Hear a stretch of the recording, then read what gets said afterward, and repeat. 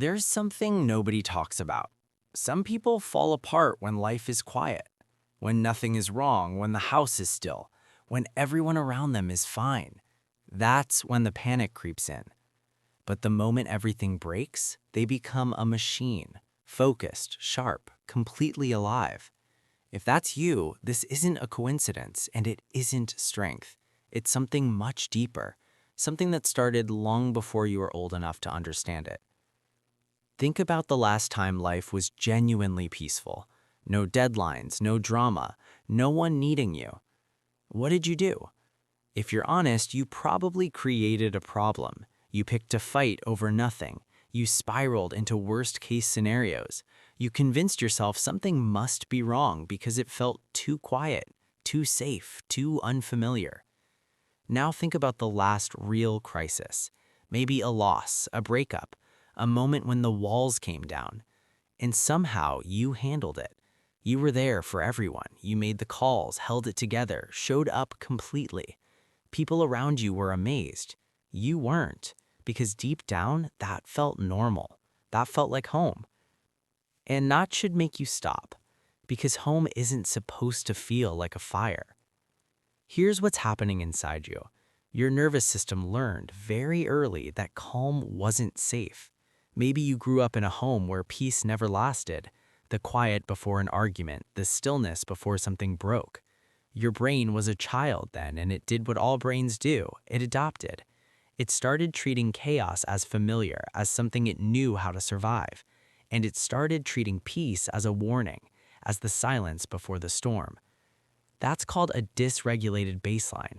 Your body's idea of normal got built around tension, around urgency, around needing to be ready.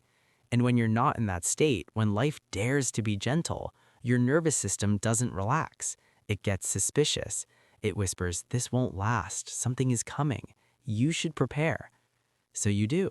You create the storm yourself, just to feel in control of it.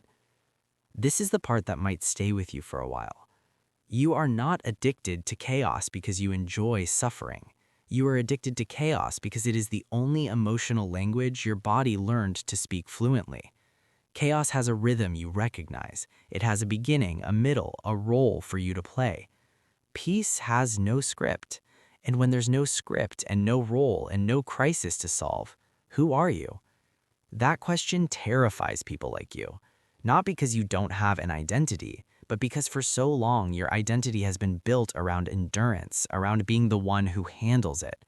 Take away the it, and you feel invisible, purposeless, hollow, like you've forgotten how to simply exist without earning your place in the room. Think about the relationships in your life. The ones that felt electric, were they also exhausting? Did the push and pull feel like passion? Did the uncertainty feel like love? And the relationships that were easy, consistent, kind, did they bore you? Did you find yourself picking them apart, looking for the flaw, waiting for the betrayal? That's your nervous system telling you this person is too safe. It doesn't know what to do with safe. It has no protocol for warmth that simply stays.